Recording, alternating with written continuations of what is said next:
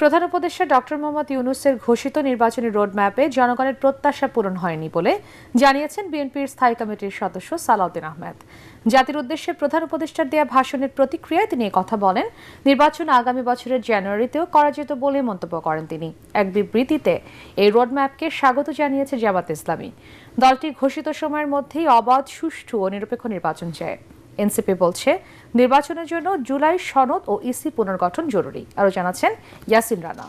শুরুতেই আপনাদের সবাইকে জানাই পবিত্র ঈদ উল আজহার শুভেচ্ছা।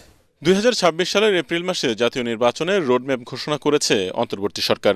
এ নিয়ে রাজনৈতিক দলগুলো নিজ নিজ দলের অবস্থান তুলে ধরেছে। নির্বাচনের জন্য ইসি পুনর্গঠনের উপর গুরুত্ব দিয়েছেন জাতীয় নাগরিক পার্টির আহ্বায়ক নাহিদ ইসলাম। লেভেল প্লেইং ফিল্ডের জন্য সবচেয়ে গুরুত্বপূর্ণ নির্বাচন কমিশন। তাহলে প্রথম কাজটি হইতে পারে যে নির্বাচন কমিশনটাকে পুনর্গঠন করা, নির্বাচন সংস্কার কমিশনের প্রস্তাবনা অনুযায়ী সেটাকে পুনর্গঠন করে আমরা সেদিকে আগাতে পারি। তবে আমার কাছে মনে হয়েছে আমাদের কাছে যে জুলাই মাসে জুলাই সনদটা এটাকে সবার প্রায়োরিটি দেওয়া উচিত।